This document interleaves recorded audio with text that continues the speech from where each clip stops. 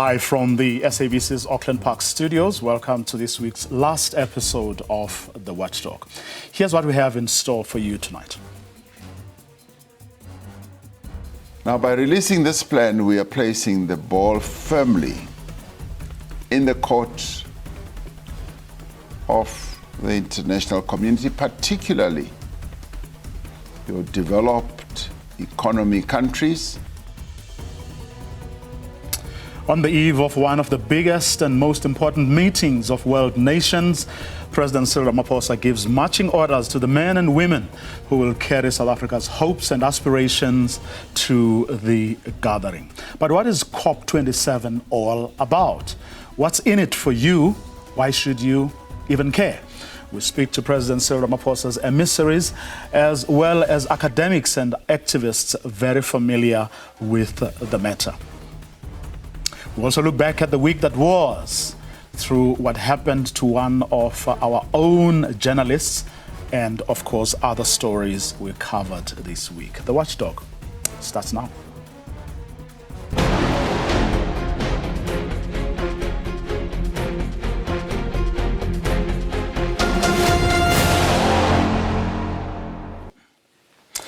Over the next few days and weeks, thousands of people representing the world's nations will be locked in discussions about the planet's energy needs and the impact they have on the global climate.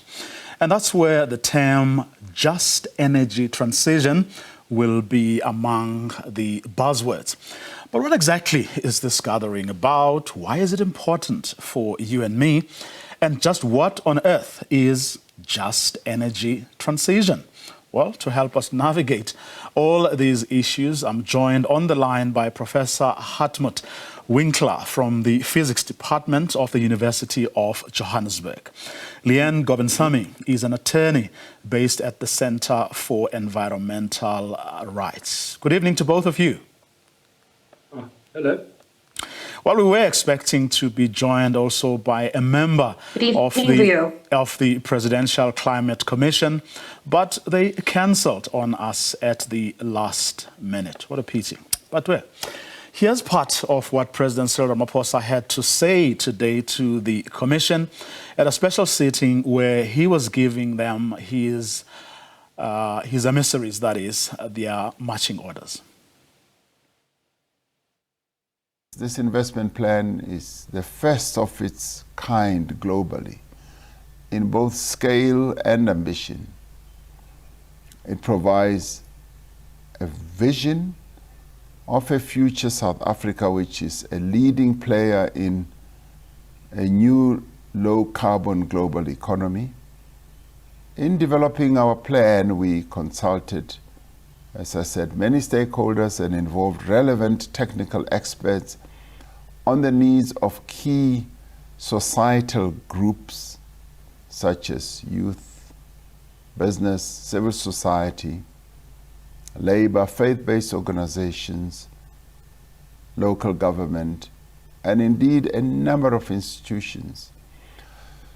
These engagements will continue during the implementation phase of the investment plan, and they will be based on what will also come out of the consultation process.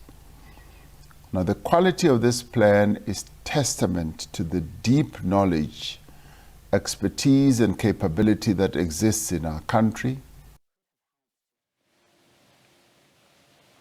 President Cyril Ramaphosa talking earlier to the men and women that South Africa is sending to COP27 to represent South Africa. These are men and women who will be carrying with them the country's hopes and indeed aspirations. Let me go to my panel now. Let me start with you, Leanne, if I may. In very simple language terms, what is this plan that the president was talking about today? What exactly is it about? What is contained in it? And why should South Africans even care? Thank you, Vero. So this plan, the Just Energy Transition Partnership Investment Plan, is very simply a plan that will help South Africa move from a very carbon-intensive economy to a low-carbon economy. What that means is that we will be closing our coal-fired power stations. We'll be moving away from coal power in order to advance climate commitments and in order to advance our just transition in South Africa.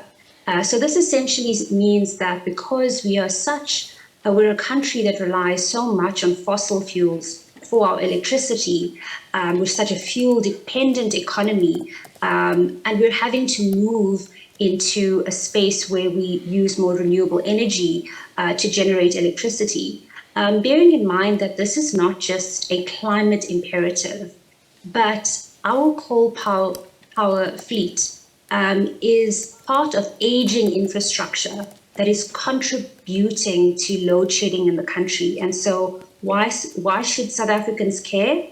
South Africans should care because this investment plan is potentially transformative in our energy sector and could help us eliminate load shedding by moving us rapidly into a renewable energy-based electricity system.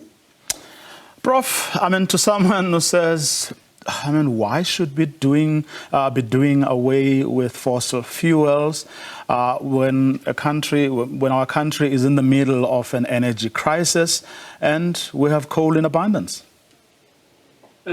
Yes, well, you're certainly right. We cannot just suddenly from today and up to tomorrow switch off the majority of coal power stations. And if one looks at the projections, is that many of the plants that are running at the moment are still going to be with us for several decades. I was looking at projections for how long, say, the most modern plants, Medupi and Kusile, are going to go on for. We're still talking about 50 years or so.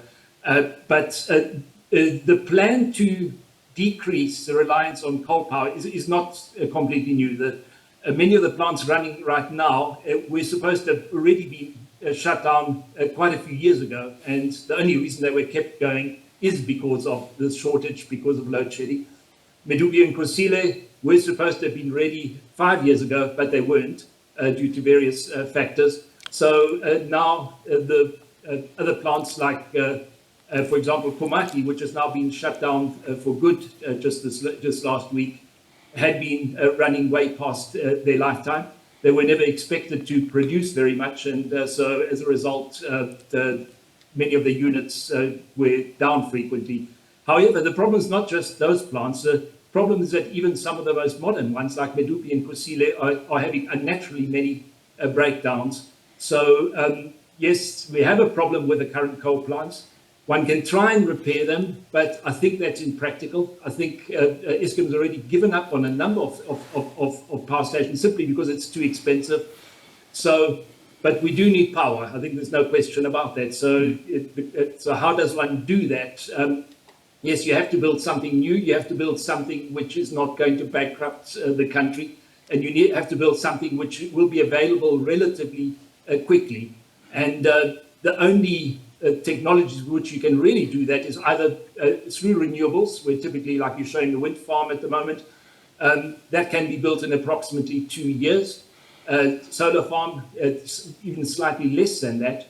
So that's clearly the direction we're moving, especially as was mentioned by my co-panelist.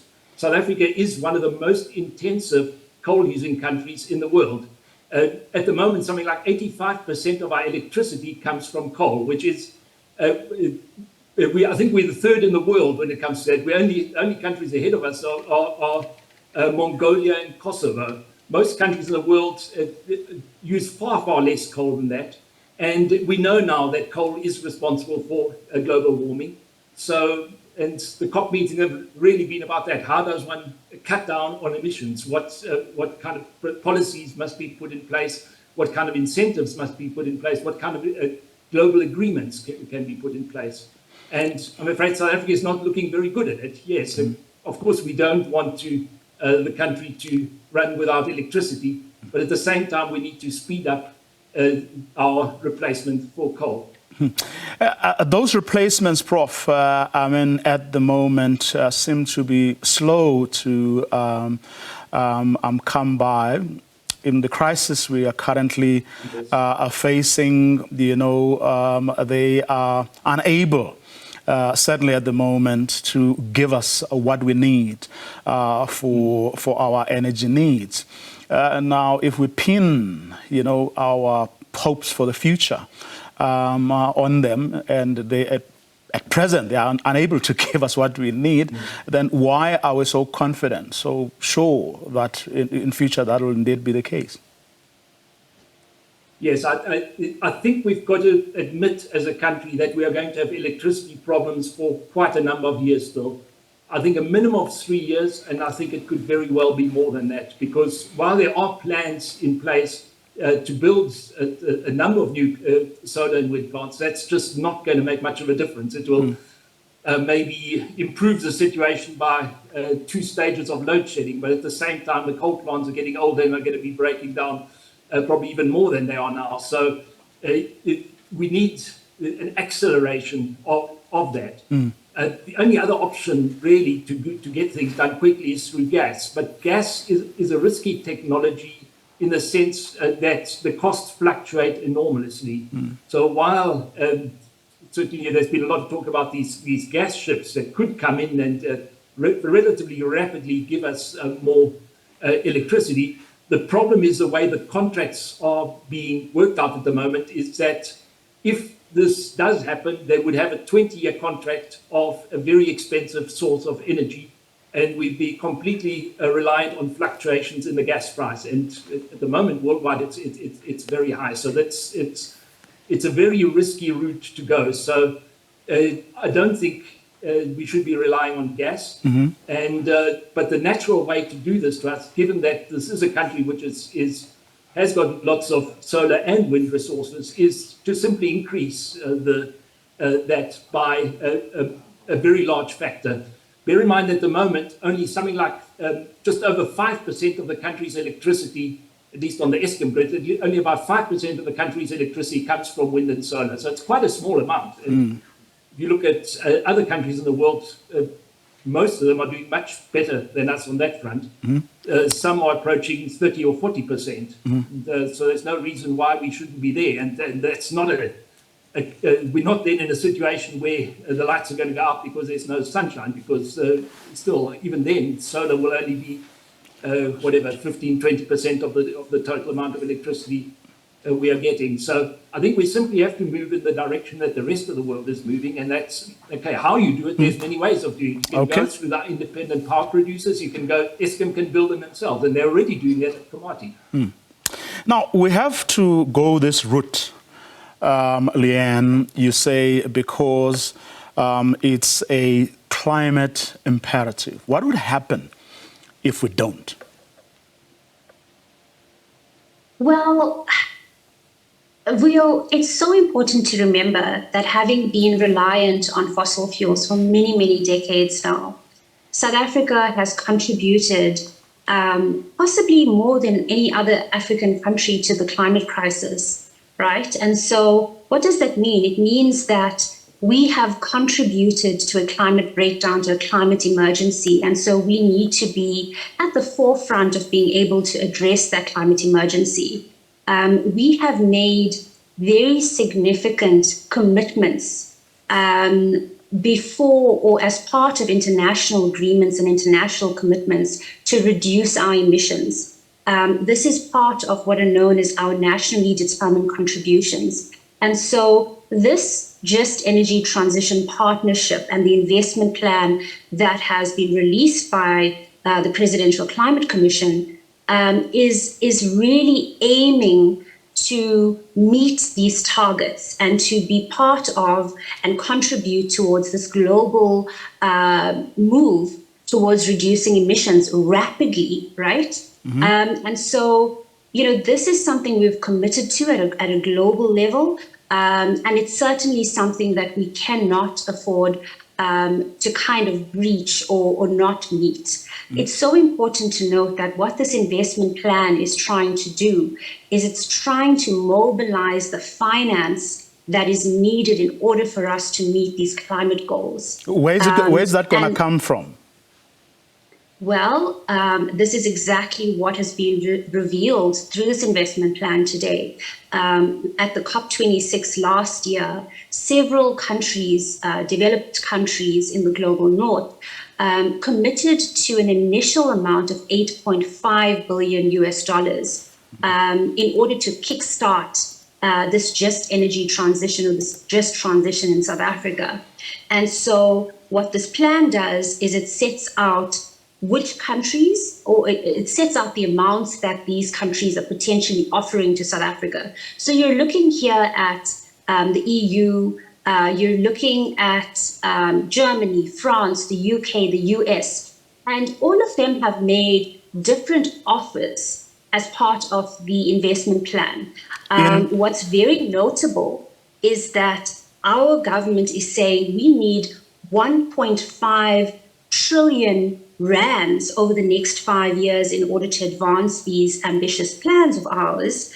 And right now, only a small amount of the offers that are on the table by developed countries contribute what are known as grant amounts. So these are amounts that would be granted to South Africa without particular conditions. And that can be compared to concessional or loan finance. So, you know, when our president speaks about us having to go into the COP and wanting to improve on those offers and those commitments, what he's saying is that he wants additional new grant financing at scale that won't indebt South Africa and indebt future generations, but will enable us to move away from coal and realize our climate imperatives. Now, right there, Leanne, right there. These offers, what do we have to, in return for what? Or is this sheer benevolence on the part of the North or developed countries? Do we have to do something in return? There's no free lunch, as people often say. There certainly isn't any free lunch. Well, it's not sheer benevolence, right? I think we've got to recognize that the global North and the developed countries have been able to develop because they have been the highest emitters in the world, greenhouse gas emitters in the world. This means that they have contributed to the climate crisis more than the global South, for example. And yet we are having to bear the impacts of the change in climate. You know, you kind of have to look only to the floods in KZN as an example of what we're having to bear. And so this is not just about benevolence. This is about recognizing that in order for them to play a role in advancing a just transition, not only for South Africa, but for other countries and around the world, because we are potentially not the only country to be a recipient of this, what has been termed GDP financing. But they are having to do this because they recognize how much more they have contributed into the climate crisis. They recognize that they need to help other countries to be able to realize these amounts. Okay. And importantly, I think what is going on is that because South Africa is so coal dependent, and Prof. Winkler has already kind of said, we're over 80% reliant on coal, right? We have the ability to be able to transition and decarbonize our electricity sector in a really effective way. And they recognize that, and they recognize that their investments can create real change. But again, a lot of this, 65% of this constitutes loans, which is really unacceptable. We cannot be in a situation where, having recognized what the global North owes us, we're now having to pay through interest and various debt repayment methods huge amounts back into the World Bank or to any of the IPG partners in order to realize our just transition. Okay. Now, Prof, I mean, your Chinas are among the biggest polluters in the world. And over the years, throughout these negotiations with the big, powerful nations of the world, your Americas have been the ones who have put spanners in the works. Do we expect this to change going into this COP27? Yes, I think the fact that the globe is, that the whole world is in some sort of an economic, not so good situation is certainly going to make any kind of concession on that behalf a lot more difficult. You mentioned China. China is by far the largest user of coal at the moment, although they themselves are engaged also in some of the largest renewable energy developments in the world right now as well. But yes, the argument has come up. Yes, South Africa is the 8th worst polluter as far as coal is concerned in the world. Should we be carrying the brunt? No, certainly not. And it's good that if the team that goes there tries to get some even better concessions than is currently on offer, and I'm sure they will try and do something like that. But it won't be easy. I think there's just a general shortage of funding around the world post-COVID now with the Ukraine crisis and so on. It's not going to be easy. I'm not sure to what extent this COP meeting will be a great success either. We've had lots in the past where very little actually came out of it.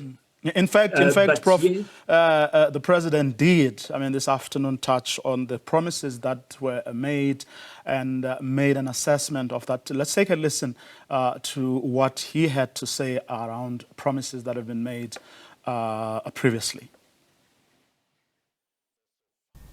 The promise that was put out in Paris that they would make available up to $100 billion a year so that all of us can transit in a much more effective way in terms of the support that we need, the mitigation that should be there, and how we should adapt. That promise was never really fulfilled. Now, even as we move forward, as we should, given the exposure we have to climate change, we remember what has happened in the recent past. And it is for this reason that we are emboldened to argue and agitate for more funding, even within the parameters of the deal that was struck in COP26 for the $8.5 billion, and which we say, much as it is welcome, it is not enough. So what then gives us hope that things were a bit different this time around, Leanne? But also, I mean, adding to this is the fact that, I mean, the world, you know, is now a different place from what it was only, you know, a year ago. You know, what gives us any hope that the world's powerful nations will reconsider when they didn't deliver? They haven't delivered over the past year when conditions were in fact better. I think that's such an important question, Rio, and I think what gives us hope is, firstly, we have seen an incredible escalation of climate disasters around the world.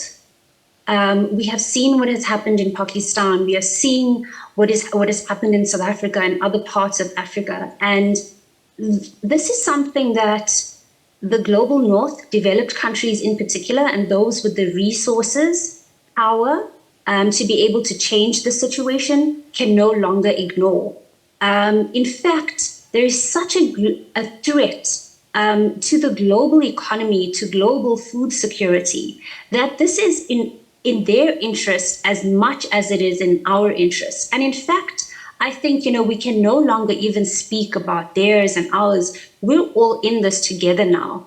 And we all need to come up with the most innovative and kind of really forward-looking solutions in order to solve these issues.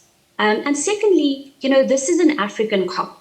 This is where we can really be able to highlight the dual or even the kind of the triple crises that we face here, dealing with some of the most unequal societies in the world, facing this climate crisis, unable to escape the climate crisis, means that we should be able to go to the COP and say, look at all the reasons that exist for you to be able to support us into a different kind of future that is based on a real just transition on low carbon economies. So I think we're in a good position to be able to make the arguments that President Ramaphosa has highlighted in his speech. At the end of the day, it's also important to recognize that it's not just individual countries that are making contributions into broader climate finance in South Africa or in other parts of the world or across Africa. There are multilateral development banks that are at play here. And they have as their shareholders other countries that can influence them in terms of the rates of concessionality or the rates of concessional finance that they offer our countries. And so, one important thing that Minister Creasy, for example, has said during her COP27 briefing is that we've got to look at reforming the international finance architecture in order to better serve countries in the global south. And we certainly hope that, while President Ramaphosa is saying we want more grant financing, we want better commitments, we want commitments at scale that comprises new financing, we certainly hope that the South African delegation will also argue strongly for a reform of the international finance architecture that will enable climate finance to result in real, fair, equitable, kind of just transitions in South Africa and across the world. Prof, apart from arguing strongly, as Leanne says, and trying to influence, whether it's getting these powerful nations to do the right thing, or really changing the architecture of these development and financial institutions. Do we have levers? Do we have do we have something that we can use that will, in fact, amounts to forcing them to do the right thing? Because I think, over the years, we've learned that, these people don't do the right things simply because, they accept that there's a moral obligation to do so. You look at, for how many decades have we been talking about reforming, the United Nations, the Security Council, for example. No one's prepared to do the right things because these people are going to know that they will lose power that they have over others. Yes, I think, quite honest, I can't think of any particular levers which are going to change things dramatically. That's why also my sense, and I hope I'm wrong, is that this particular COPE meeting is also not going to get us much further. I think also locally what we've got to look at is that I think the way the government sees this is a very elegant way of getting us to fund Eskom. Because this literally is a way, this money will be used to effectively it's going to just end up improving the way things are at Eskom, because Eskom is then going to benefit from being able to, as they are doing now already, the Komati plant being closed down is going to be replaced by a solar and a wind plant. And that ultimately, once it's done, it's going to be electricity which is available to Eskom and that at no cost. So this is what we are, I think, what they're hoping for. They're hoping to use this to get some of the backlog. At the moment, Eskom has still got a debt of over 400 billion rand, to bring that down a little bit. And I think they're hoping that this can just lead to some sort of a goodwill in general, that it's going to ease trade. Carbon taxes are coming in, so it's just going to be more difficult for South Africa to export if they don't do that. I think that's the other thing, is that, yes, one could always say, well, I'm not interested in it, we're not interested in the country, let's just ignore this completely. But there are other things that are going to suffer, in a sense, like even things like tourism, just the general public attitude, and that might suffer. So I think it's important that we try and do what we can to get things right. I think the country can do it. But yes, I'm not hopeful that there's going to be terribly much more funding available. Well, I want Amelie, us to take a listen to what the president said, or should I say promised, that no one should be left behind. Now, this framework stresses that workers and communities must share in the benefits of the climate transition and the creation of new industries, new sectors, and jobs if we are to fulfill our commitment to leaving no one behind. Leanne, because often it's the poor communities that are being asked, in fact, even nations, that get asked to make sacrifices, isn't it? Absolutely, Vio. And, we work at the Center for Environmental Rights as part of the Life After Coal campaign, together with community partners, Earthlife Africa and Groundwork.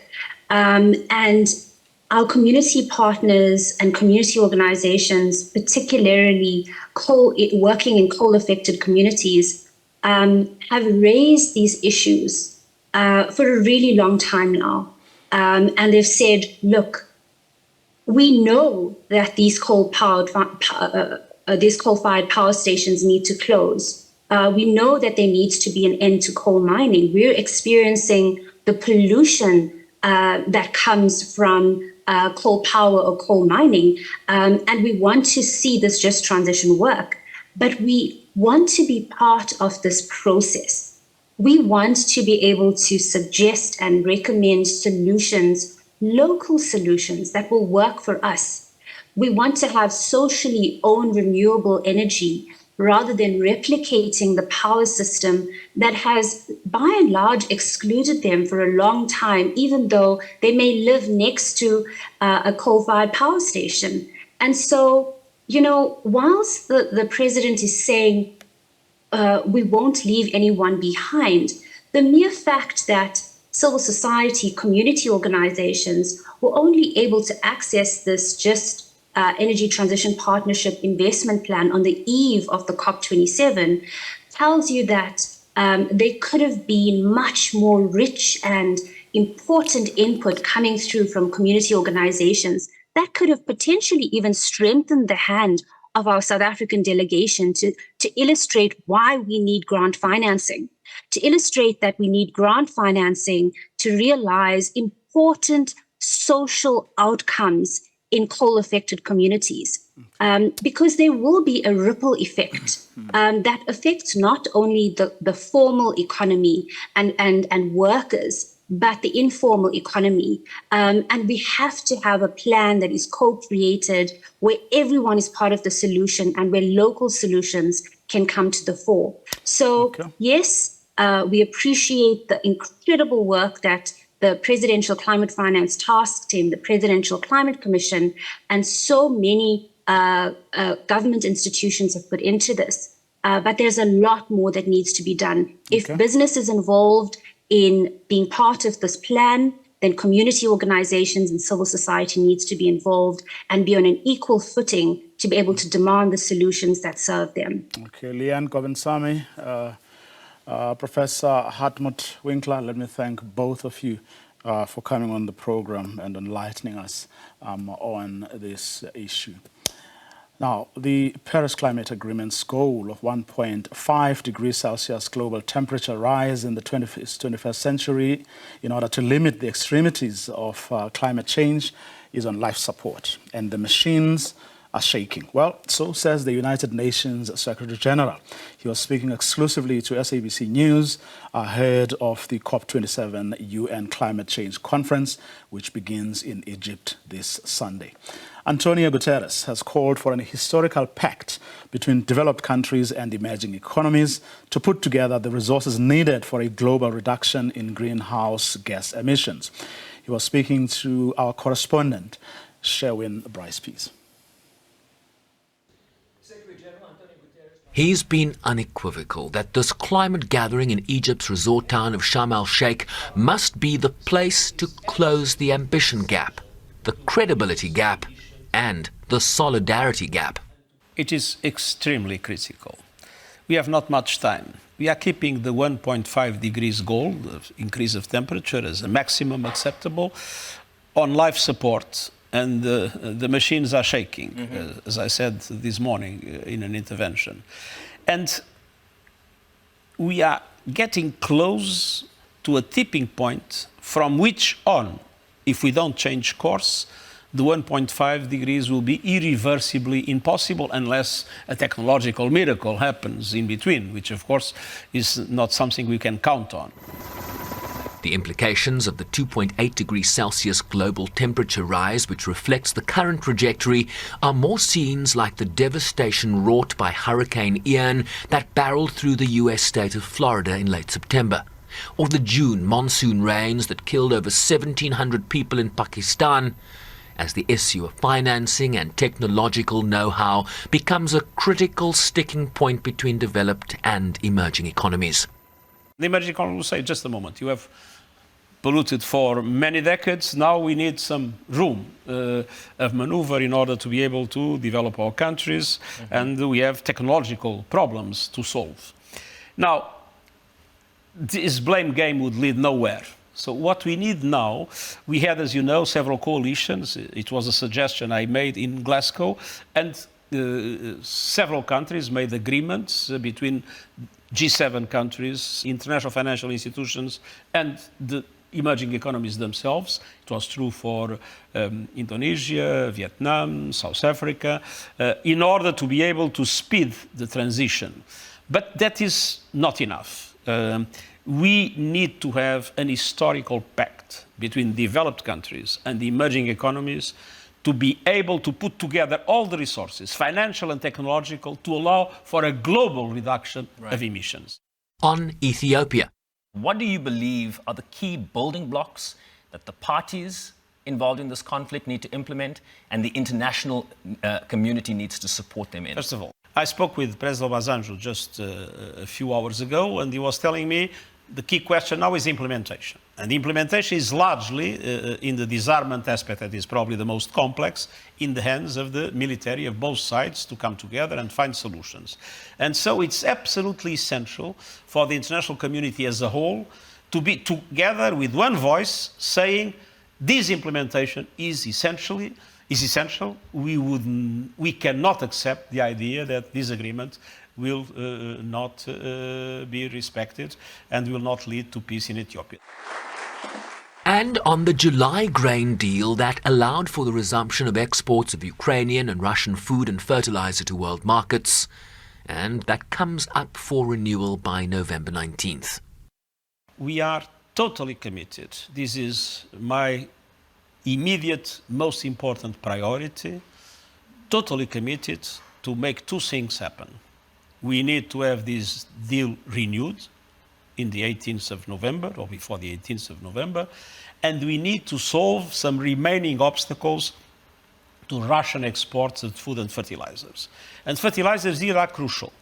because if you have no fertilizers in 2022, you might have no Food in 2023. 2023. Right. So we absolutely need to remove the remaining obstacles.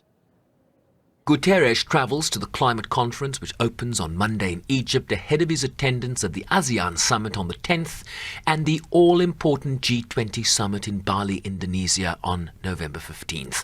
Sherwin Briceby's SABC News, New York. Of course, you can catch the full interview with the UN Secretary General here on the channel, and that's on Sunday at 6 p.m. To this now, Gauteng Premier Panyaza Lesufi says the province will be raising funds to cover the e-toll debt. Addressing the media in Johannesburg today, Lesufi considered that this would be a tall order for the province's finances. He says there are still a lot of outstanding issues that must be clarified with both SANRAL and the Minister of Finance. Now, last week, Finance Minister Enoch Godongwana said the provincial government would absorb 30% of SANRAL's e-toll debt, while national government would carry the other 70%. The total debt in question is estimated at 47 billion rands. Well, joining us now is Outa's Stephanie Fick. Stephanie, good evening. Thanks very much for your time. Just your thoughts first on what the Premier had to say earlier today. Well, I think the first thing that one has to mention is that he confirmed that the funding of that 30% for the upgrade of the GFIP will not be funded by e-tolls. I think he just confirmed what the Minister of Finance has said.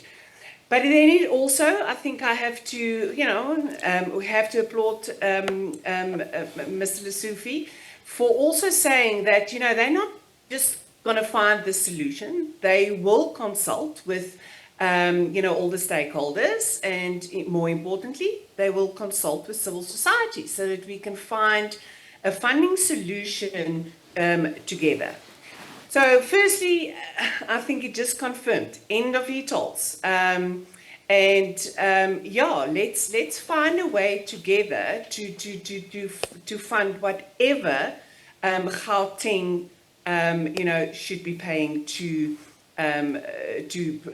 Treasury in terms of settling SANRAL's debt. What's the name of your organization again, Stephanie? The Organization Undoing Tax Abuse, ALTA. At the end of the day, someone's going to have to pay for this. Money has got to come from somewhere, whether it comes from Gauteng or the Western or the Eastern Cape or the Northern Cape. Someone's got to pay. And that's the bottom line, isn't it? Yes, of course. And I just don't know why, the e-toll thing for this small piece of road is such an issue, except for the fact that they handled the whole thing incorrectly. There's nothing wrong with e-tolls and user pay principles. But the way they implemented it in Gauteng was just, there was no public participation. The construction of the roads the prices of the construction of the roads was overinflated.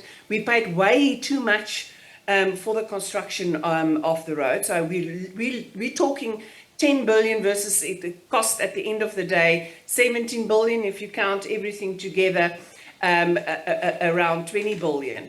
Where's the accountability there? And then I have to say, remember, the GFIP upgrade was but, I think the last time that SANRAL and the Minister was talking, it's about 201 kilometers. That's 201 kilometers of more than 2,000 kilometers that SANRAL maintains. Now, this small piece of road is the only road where e-tolls became, a talking point. SANRAL is responsible for the maintenance and upgrades for all the other roads. And give them kudos, they do a pretty damn good job. And where do they get the money? So, maintenance of roads, like so many other things, are done out of the fiscus. It was just Gauteng where I think, if you think about the corruption and you think about what happened there, someone behind the scenes probably made an enormous amount of money, and then they turned around and said that the motorists must pay for this overinflated construction costs. But that being said, you know, before Gauteng even considers the 30%, and we can talk about whether Gauteng should pay the 30%. We just need to find out what is that ultimate outstanding amount, outstanding debt for SANRAL, because here's why. So we started off by saying 47 billion. I think the latest numbers are 45 billion, 45.9 billion, and of that, apparently 43 billion is you know, the debt for the GFIP. But in 2012, the capital cost that was noted by SANRAL was 20.6 billion rand, and then the reflected long-term bonds was about 28.4 billion rand. Now we know that SANRAL has gotten money for GFIP, for the e-tolls, from the fiscus in the sum of around 22.4 billion rand. So where does the 43 comes from? If SANRAL for this whole period did not pay, you know, the bonds, the interest, and all of that, and they got the 20 billion at 10%, they would have owed 33 billion. So the numbers does not make sense. So we need to have transparency to see where SANRAL comes up with the numbers, and then we can talk about who should fund it. Now, the Premier has given himself and this government until the end of the year to find a revenue model that will, of course, give an indication as to whether, I mean, the province will be able to pay that 30% of SANRAL's debt. What if he doesn't find a model, and what if he doesn't agree, or they don't find one another with the Minister of Finance? I don't think we even think about it. Let's go back. I mean, there's a compliance rate for e-tolls of 17%, 17%. SANRAL, you know, for this scheme to have been successful, they had to have compliance rates of, you know, over 90%. I think the most they ever got, and please don't keep me to it, was around 40%. So the e-toll scheme is not working, and implementation, or, you know, holding people to account is difficult, because we also base the system on the INATA system that or it's lately called NATA system, was not appropriate. We are struggling with duplicated costs, corruption, etc., etc. But you know what? If you think about 95% of Gauteng's budget comes from Treasury, and they in any case get an enormous amount of money from Treasury to deal with the upgrade of roads. You know, SANRAL thought they're going to get 34% of their income from but 1% of their road surface. I think that civil society has shown that if you do not consult, because there were no proper consultation. I mean, government says there was, but there wasn't proper consultation, getting the public to buy into this scheme, which, by the way, is not a bad scheme, and a user pay principle works in so many other countries. But you need to make something like this applicable in a country, and this type of scheme is only successful if you get the buy-in from the people. So they never got the buy-in from the Gauteng motorists. Well, speaking of buy-in and communities and civil society and so on, I want to end it. On this. Of course, I was being facetious when I was asking you what the name of your organization is. But the point I was making is that there is a very real possibility here, even though the Premier today tried to sort of brush that aside. There's a very real possibility that money would have to come to somewhere, and it may come from a squeeze on education, on health, on even the crime, fighting crime that he was talking about. Just your thoughts on that very quickly. We have run out of time. Yes, just quickly. I think Premier Lesofie should consider going back to the negotiation table and ask the question why Gauteng should pay the 30%. 30%, we ask for transparency so that we know exactly what the costs are. But why should Gauteng pay 30%? We, have the most motorists, or contributing to, for example, the petrol levy. But we have the least amount of roads. We are the economic hub of this country. So why? Why do we need to find funding for literally a very small piece of road if the rest of the country is funded by whom? So what's good for the goose is good for the gander, quite frankly. And then we must remember that Gauteng province get 95% of their budget from Treasury. Plus, Treasury already contributed 22 billion rand to the GFIP. It just shows you what can be done when you look at your expenses and making sure that the money goes to where it is supposed to go. But at the end of the day, SANRAL in March 2019 decided not to go after outstanding debt. So this scheme has failed. And I think instead of, I sometimes think that they're criticizing the fact that this scheme, or they're criticizing motorists for making the scheme not work. It is not our fault that this scheme was shrouded in controversy right from the start. Okay, we're going to leave it there. Thank you so much for your time this evening. Pleasure. Now, often on Fridays, we look back at the week that was. And we're doing so perhaps differently this evening through what happened to one of our own journalists whom we love and support and whom we really congratulate for a job well done. We leave you with a bit of that interview between Sakina Kamwendo and one Paul O'Sullivan. Have a good night and do enjoy your weekend. I had no idea. It wasn't my business, and I hadn't bothered looking at it. So it became your business when he implicated you. Excuse me? When did it become your business? Who do you think you're talking to? Well, I'm asking a question. We're having a conversation. No, you're not asking a question. You're trying to implicate me. And if that's the way you're going to carry on, we shouldn't continue this discussion. Let me make one thing clear to you. I have no interest whatsoever in Pala or what goes on there. But when I see Arthur Fraser, who stole hundreds of millions of rand from this country, trying to avoid jail by dreaming up stories and putting them into the media, I then start looking at all the people involved in that. I run a charity called Forensics for Justice, and we take it upon ourselves to investigate people like Arthur Fraser. And he put himself firmly onto my radar screen. And it's no coincidence that back in 2012, when Rhoda was involved in hanky-panky with other people in the NPA, it's no coincidence that I then discover he got off the hook then as well. Mm-hmm.